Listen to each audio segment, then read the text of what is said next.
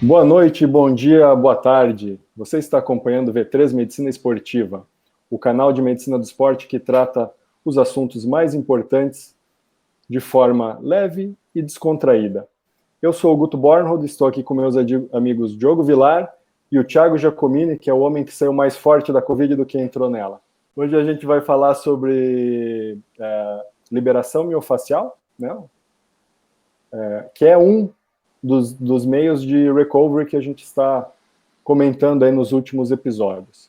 E para começar, eu vou iniciar perguntando para o meu amigo Diogo aqui, o que é uma liberação miofascial, Diogo? Bom, olá pessoal, é um prazer estar aqui de novo. Basicamente, a liberação miofascial, ela parte do princípio que o nosso corpo ele é todo ligado por fáscia. A fáscia, se a gente fizer uma analogia com uma carne que a gente come, é aquela parte branca, fibrosa que cobre a carne, e a gente tem, se tem a ideia que aquilo tudo é uma estrutura contínua no nosso corpo. A ideia é movimentar aquilo ali e tentar liberar ou deixar a musculatura mais solta para trabalhar. Isso é basicamente uma liberação miofascial. Mas muito além de falar sobre liberação, a gente tem outros componentes a serem falados dentro do tema massagem, né? A gente pode pensar nisso como um todo. E, basicamente, na prática, como é que isso é feito? O indivíduo deitado numa máquina, na maca, e um terapeuta, um fisioterapeuta, ele vai fazer essas manipulações com a mão, né? O manejo dessa fáscia com a mão. A gente vai falar aqui também sobre o trabalho com automassagem, o uso de rolinho, de bolinha, todo esse tipo de coisa que a gente tem na prática, mas é mais ou menos sobre isso que a gente vai falar. Perfeito. E, Thiago, na tua prática, assim, quais são as situações que tu acha interessante usar esse recurso? E aí, galera, tudo bem? Boa noite. Então, em algumas situações, na verdade isso é bem frequente, né, nos pacientes que me procuram. O que vale a pena dizer também é que às vezes o paciente não está procurando por isso, né, mas às vezes o indivíduo vem com uma dor no joelho, né, e aí examinando, fazendo ultrassom, muitas vezes aquele joelho não tem um exame físico compatível com nenhuma patologia. Os testes são negativos, tá? E aí você procura nas estruturas proximais, né, acima do joelho, seja quadríceps, musculatura anterior da coxa, adutor posterior, e aí começa a identificar pontos latentes, né, que o paciente não sentia uma dor obrigatoriamente espontânea naquilo, e que começa a fazer uma disfunção articular à distância. Então, a rotina aqui é isso. O paciente procura por uma dor que não se resolve, né? Alguns recentes, outra uma dor mais antiga, mais crônica, e a maioria deles pratica exercício físico, né? Eventualmente vem uma população que sedentária.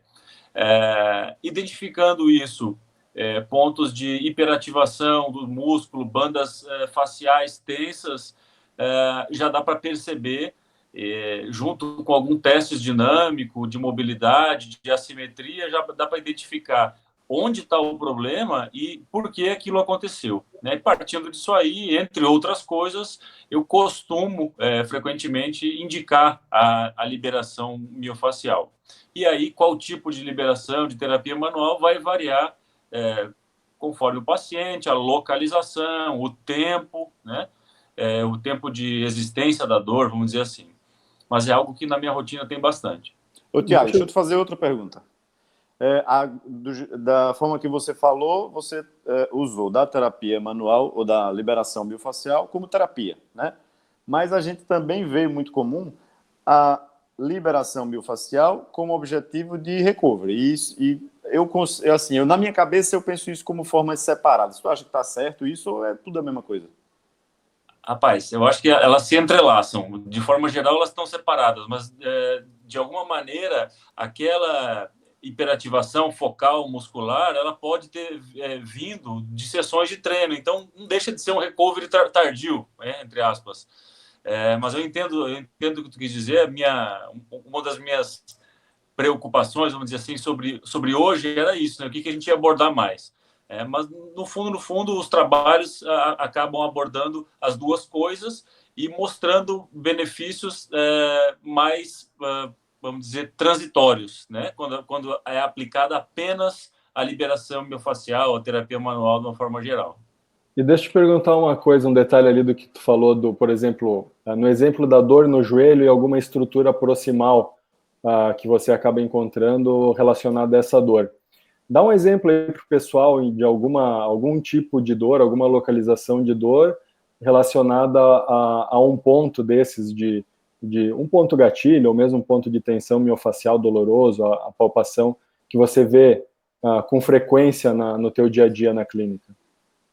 É difícil te dar um músculo que quase não hiperativo, mas é assim, muito comum e não tão fácil de identificar é o músculo grácil.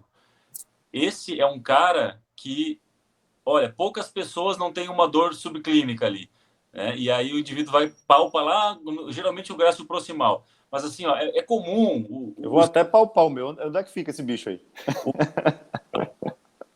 Para a galera entender, os adutores, né, parte de dentro da coxa, logo atrás dos adutores tem o grácil que vem antes dos posteriores de coxa, vamos dizer assim.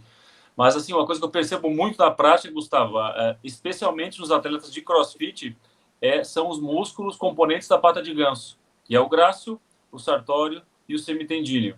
Esses caras, impressionantemente, assim, se tu palpar direitinho eles, uma contração isométrica, tu vai achar pontos, às vezes, toda a extensão do músculo, às vezes a parte mais proximal, às vezes mais distal, mas assim, para citar um exemplo que chama atenção, os músculos da pata de ganso.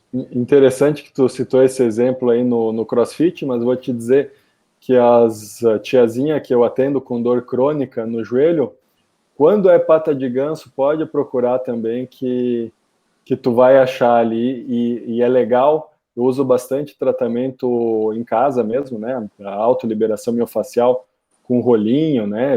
Mostro vídeos, tal, explico que no começo é um pouco desconfortável, e é legal que quando a pessoa adere ao tratamento, você vê que ajuda bastante a melhorar mais rápido. Aí a pata de ganso acho que é um ótimo exemplo. Realmente acontece, na prática tem muito isso. E tem outros, o pessoal que agacha demais, o vasto lateral geralmente está distalmente muito tenso, enfim. E na real essa é a diferença de você ter a teoria e saber aplicá-la na prática, né? Não adianta você estar tratando o ombro e muitas vezes você tem um ponto nos romboides que é a culpa disso. Então se você não focar nesse ponto, você não vai resolver o problema. É a diferença de tratar essa terapia ou essa liberação miofascial com um pouco mais de raciocínio, né? Nesse quesito de dor funcional, né, que não há lesões estruturais significativas, mas tem dores irradiadas, né, de origem proximal, eu vou ficar aqui até amanhã, porque eu vou dizer que essa é uma rotina aqui na minha prática. Pois é, eu gosto muito, toda vez que a gente conversa aqui, eu gosto de trazer um raciocínio que a gente precisa que as pessoas absorvam. E esse é um ponto que eu acho interessantíssimo. Nem todas as dores, elas têm uma causa estrutural. Não quer dizer que eu tenho uma dor, eu vou fazer um exame de imagem e vai aparecer. Ah, mas eu tenho uma dor e não aparece na ressonância. E aí, o que é? É da minha cabeça? Calma, né? Então, as dores nem sempre elas têm uma repercussão estrutural, nem sempre elas vão aparecer numa imagem, elas podem ter uma repercussão em outros exames e de forma funcional, e a gente tem que raciocinar em cima disso para, vou até dizer isso, vou até ser ousado dizer, na maioria das vezes, tratá-las sem alguma alteração estrutural. E o outro lado também, às vezes você tem uma alteração estrutural no exame que não tem correlação nenhuma com a dor, e se você pedir o exame às vezes sem muita indicação, o paciente pode encasquetar com um laudo de ressonância, vamos dizer assim, né? Isso, fica rotulado, aliás, eu tenho isso, né? E isso aí, acho que todos nós temos exemplos de pacientes que já vêm com aquele rótulo, eu tenho tal coisa, e a dor não vem da tal coisa, é um achado de exame, né? Pois é. Tem uma coisa que eu falo todos os dias para os pacientes. Na minha prática clínica, eu uso tanto o exame de imagem com ultrassom, como uso termografia e o próprio exame físico e o raciocínio todo. Mas eu costumo dizer isso. Isso aqui que eu estou te mostrando, a termografia, por exemplo, que é uma coisa muito bonita e boa de explicar e de se ver também. Isso aqui sozinho não representa nada. Eu preciso correlacionar com o que você está sentindo, com a função disso e o que eu posso melhorar, né? Da ultrassom, da mesma forma, eu posso encontrar uma alteração que no momento não possa estar tendo nenhuma repercussão de dor, qualquer coisa. Eu vou fazer uma pergunta para você, são dois pontos, mas eu vou focar no primeiro, que eu lembrei antes. Quando tu falou em dor em romboide também, né? E uma coisa diferente, não só com o romboide, o Thiago falou também de vasto lateral, mas, por exemplo, vocês veem uma interação entre talvez uma doença cervical, mas a dor no romboide. Daí, às vezes, a gente foca só no romboide, que está contraturado, mas que tem uma relação, às vezes, com uma doença degenerativa cervical, às vezes até uma hérnia de disco. E, de outro lado também, pensando no vasto lateral, às vezes uma hérnia lombar alta, não é que a pessoa não tenha a parte miofacial ali, vai estar contraturado, vai ter ponto gatilho, você vai liberar aquilo, vai dar uma aliviada, mas que também tem uma relação lá com a lombar. E isso uma coisa interferindo na outra. Assim, eu acho que isso é uma coisa que às vezes se mistura, que fica até difícil a gente... por exemplo, se tivesse que escolher tratar só uma das coisas, ficaria até difícil escolher às vezes, sabe?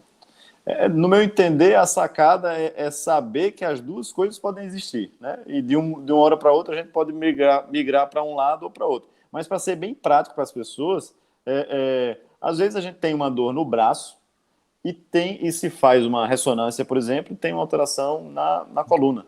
Nem sempre aquela coluna é a culpada disso, mas pode ser. Então, precisa ser investigado e ser pensado em cima disso. O que eu vejo? Que na maioria das vezes a coluna, uma suposta protrusão, hérnia, uma compressão de raiz nervosa saindo da coluna, a maioria das vezes as pessoas acham que é e não é, felizmente. Mas já me aconteceu de eu apostar que não era, partir para o exame de imagem e ter esse componente também, como o Gustavão falou, né? Os dois componentes associados. Graças a Deus isso é a minoria, né? Um examezinho bem feito, exame físico, dá para identificar ou pelo menos suspeitar fortemente de que haja uma das duas predominando, né?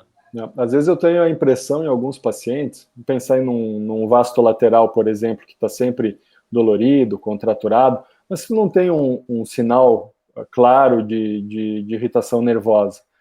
Mas às vezes eu tenho a impressão que você, prestando um pouquinho de atenção ali na coluna também, né, fazendo estabilização de core e tal, talvez até alguns movimentos ali de mobilização neural, que isso acaba ajudando também, né? E muitas vezes eu acho difícil a gente saber o quanto que pode vir da coluna ou de uma estrutura outra, e o quanto que é local. Eu tenho cada vez mais atirado para todo lado na hora do tratamento, até porque no mínimo tu está fazendo uma prevenção, né? Se tu pensar também em cervical, lombar e etc. Mas é só, tem um ponto interessante. Esse tema ele é eminentemente um tema da fisioterapia. E tem uma coisa interessante sobre liberação miofascial que na prática, quer dizer, ela funciona como? É o deslizar da fáscia sobre o músculo. Efetivamente, para eu fazer isso, eu preciso de uma força de compressão manual deslizando a uma certa velocidade. A fáscia, eles comparam a um tipo de tecido que está entre o sólido e o líquido. Então, se eu faço isso com muita velocidade, aí eu faço um comparativo com a pistola, por exemplo, eu não consigo esse efeito. E se eu faço o rolinho, por exemplo, eu estou fazendo compressão, mas sem necessariamente estar deslizando. Então, existe um pouco essa diferença. Eu estou falando isso porque eu fiz o curso de trilhos anatômicos, para vocês terem ideia.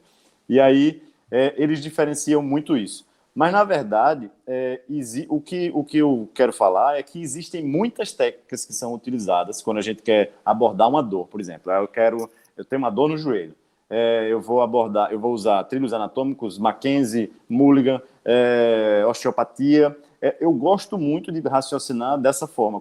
É assim que a gente trabalha lá na minha clínica. Então, os profissionais que a gente tem, eles têm o conhecimento de várias técnicas. A gente consegue evoluir utilizando várias delas. Nem sempre só aquela liberação ela vai resolver. Às vezes o paciente se beneficia mais de a técnica de slide, que eles chamam, de um thrust. São coisas diferentes que se somam, né? E eu queria chamar a atenção para isso. São formas diferentes. Se a gente for pensar no rolinho, na pistola e na terapia manual mesmo, elas são formas diferentes de fazer liberação miofascial. Você citou essa diferença técnica de aplicação da massagem, é um dos grandes problemas dos estudos, né? Dos artigos que a gente vai ler. Você pega as revisões, tem um monte de revisão sistemática, e aí a conclusão é quase a mesma, né? Heterogeneidade nos estudos, grande risco de viés. Por quê? Porque não sabe qual é o timing, o momento melhor de se fazer, varia isso, o tempo de execução da massagem sobre o grupo muscular, a força de compressão. Até existe eu aprendi isso hoje, inclusive, existe até uma tabela de graduação de força de aplicação do aplicador e da percepção do paciente, né? Enfim, eles treinam isso, inclusive. Eu preciso aplicar uma força de, sei lá, 6 newtons. Eles treinam isso também. E eu conheço físios que têm formações variadas, né? Esse faz vamos dizer, uma liberação unidirecional, talvez passando 2 ou 3 vezes por cima do mesmo feixe ou grupo.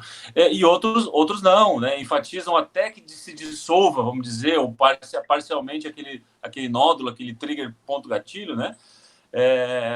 Enfim, veja se vocês têm mais alguma coisa para fazer, que eu tenho mais falar, porque eu tenho mais coisa para dizer. Tu falou 4 ou 5 pontos extremamente importantes, que eles atrapalham nos estudos e na evolução disso que o Guto falou antes de a gente começar a falar. A prática, a teoria, buscando explicar a prática, porque isso é uma coisa que já se faz, né? Sim. Então, tu falou no time, tu falou no tempo, a quantidade de tempo que vai ser feito, tu falou principalmente na técnica, e isso aí é que eu vejo uma diferença brutal. Cada pessoa faz de um jeito. É uma pessoa que faz uma massagem circular, é uma pessoa que faz depois do jogo, uma pessoa que faz antes. No futebol ainda existe o massagista, a figura do massagista. Em muitos clubes o massagista é só um cara que carrega as coisas, tal, mas em muitos lugares, de acordo com a experiência ou com o interesse dos jogadores, eles ainda fazem massagem. E para vocês terem ideia, por exemplo, no Grêmio existia essa figura, na base eles não faziam muita massagem, não sei por que motivo, mas no profissional fazia-se muito. E eles diziam: doutor, se eu fizer a massagem de recuperação que eu quero fazer, amanhã ele não fica em pé. Eu não sei se ele não queria fazer aquilo, mas ele dizia que tinha um efeito muito grande de recuperação, de relaxamento, entendeu? Então, todas essas técnicas e as formas de serem feitas fazem muita diferença e dificultam a padronização da coisa. A ponto de eu achar que é muito difícil que haja, em algum momento, uma padronização nesse sentido. Eu acho que uma forma interessante de driblar toda essa heterogeneidade que tu falou, Thiago, é ser bem pragmático. Por exemplo, com a autoliberação miofascial, que assim, no consultório é uma coisa que eu acabo usando muito, tem muito paciente que acaba não tendo tempo, disponibilidade, ou às vezes até interesse de fazer sessões com a fisioterapia, tal, né? Alguns têm, mas outros não.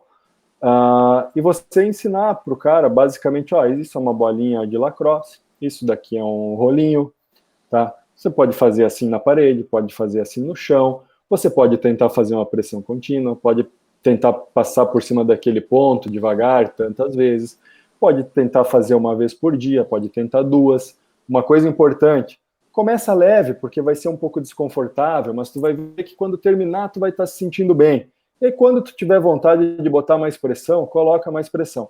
Então, na verdade, é um jeito bem pragmático de você escapar dessa situação em que realmente não há uma forma de orientar, mas de uma forma que talvez para aquele paciente ele mesmo descubra o que funciona bem para ele. Seja qual prático, momento, né? Exatamente, qual momento, né, qual situação, eu me sinto bem fazendo isso antes dos exercícios ou depois, né? Eu acho que, falando assim bem pragmaticamente, isso daí tem funcionado bastante assim no consultório para mim.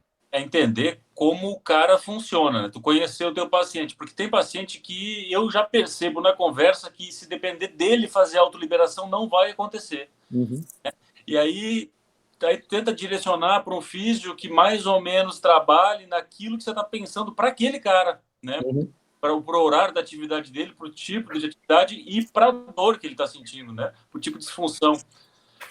Tem os físicos também que ajudam muito, porque eles não fazem só isso, eles já te ajudam na prescrição do exercício para compensação de alguma fraqueza ou fugiu a palavra, enfim, uma inativação relativa do músculo, né?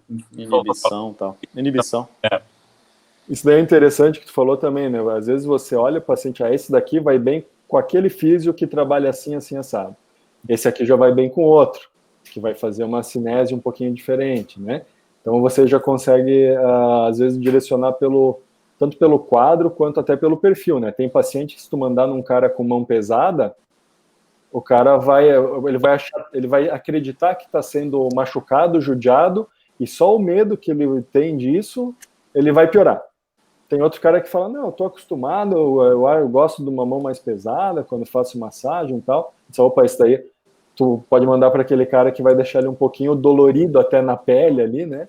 Mas que vai responder bem. Então, é muito do perfil mesmo do paciente. Eu quero abrir um parênteses aqui para falar sobre a carreira, a profissão fisioterapia, que eu tenho aprendido a valorizar muito nos últimos anos, porque o médico, ele é técnica, ciência e bom senso. E a fisioterapia, além disso, ainda tem a questão arte. A gente tem fisioterapeutas que trabalham como arte. Alguns associam até ciências holísticas. Isso dá um approach diferente nisso tudo. E às vezes, também envolve isso a melhora do paciente. E eu vou até além, cara. Talvez possa ser até um pouco polêmico o comentário, mas eu conheço bons profissionais da educação física que fizeram especializações e cursos voltados para recovery, boas condutas, sabe? Boas práticas em relação a isso. Tem alguns aí que eu já sei que eu posso deixar tranquilo, mandar um relatório, falar com ele que a coisa vai acontecer, entende? Então, legal. Não restringe a fisioterapia, infelizmente. Mas chama muita atenção, pelo menos para mim chamou, tem muito estudo sobre autoliberação, não sei se vocês perceberam isso, muito trabalho. E eu queria saber de vocês assim, vamos tentar ser mais objetivo. O que vocês entendem que funciona e em que momento funciona mais? Falando de recovery. Tá. No meu entender, recovery, após um treino específico, a autoliberação, no meu entender, funciona de uso imediato até 3 horas, por aí. Se eu pudesse usar um número, 3 horas. O rolinho, acho útil? Acho. A bolinha, acho útil? Acho. Na questão de terapia, acho útil a bolinha? Acho, mas desde que seja bem orientada. Igual o Guto falou aí. Como vai ser? Como é que você vai fazer isso? Mas especificamente, que ponto você vai fazer isso? Né? Nem sempre as pessoas não vão ter noção de como fazer isso, mas eu acho tudo muito útil. Perfeito. Dar os meus 2 centos aqui também. Uma coisa também que eu acho importante, a autoliberação miofascial pensando em recovery, aquela que o cara faz depois de um treino, como o Diogo falou, né, saiu do treino e tal, ela pode ser um pouquinho diferente daquela que a gente indica para dor, né? Porque o cara vai falar, sei lá, o cara fez um treino de futebol lá, correu pra caramba. Não, vamos liberar o músculo todo, vamos, né, massagear o músculo todo e tal.